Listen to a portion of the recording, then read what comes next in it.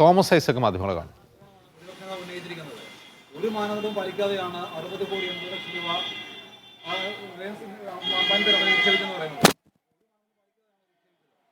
പ്രതിപക്ഷ നേതാവ് V D സതീശൻ്റെ ആക്ഷേപങ്ങൾ അടിസ്ഥാനരഹിതമാണ്.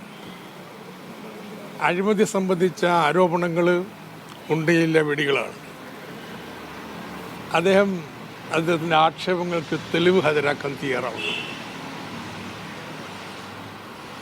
ഏത് ധനകാര്യ സ്ഥാപനമാണെങ്കിലും വായ്പ കൊടുക്കുക മാത്രമല്ല, മിച്ചം വരുന്ന ഫണ്ട് ഇൻവെസ്റ്റ് ചെയ്യും. ഡെപ്പോസിറ്റായിട്ടോ സർക്കാരിൻ്റെ ബോണ്ടുകളിലോ അല്ല. അതിനുള്ള നയം ഓരോ ധനകാര്യ സ്ഥാപനത്തിനും ഉണ്ടാവും. KFCക്കും ഉണ്ട്.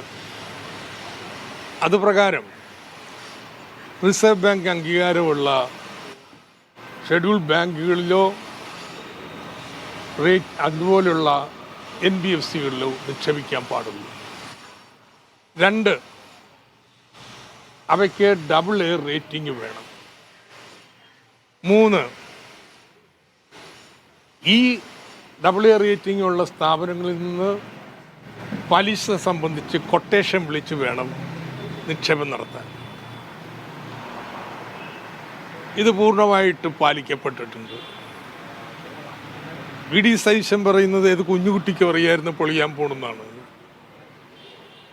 ഇന്ത്യയിലെ ഏറ്റവും പ്രധാനപ്പെട്ട 2 ക്രെഡിറ്റ് ഏജൻസികൾ AA മതി, AA+ റേറ്റിംഗ് ആണ് റിലയൻസ് കമേഴ്ഷ്യൽ നൽകിയത്.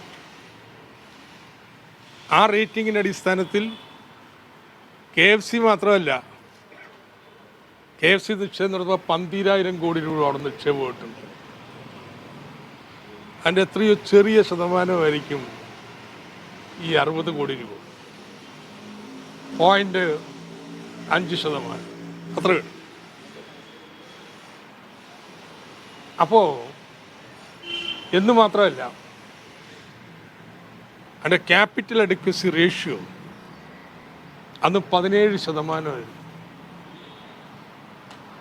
17% ക്യാപിറ്റൽ അഡക്വസി ഉണ്ടാവുക, 12,000 കോടി രൂപ നിക്ഷേപമായിട്ടുണ്ടാവുക, AA ക്രെഡിറ്റ് റേറ്റിംഗ് പ്ലസ് ഉണ്ടാവുക. അങ്ങനൊരു കമ്പനിയിൽ നിക്ഷേപം നടത്തുന്നത് എങ്ങനെയാണ് അഴിമതിയായിട്ട് മാറുന്നത്? ഇല്ല, അതാണ് കോണ്ടസ്റ്റ് ചെയ്യണത്. അദ്ദേഹം ഹാജരാക്കട്ടെ.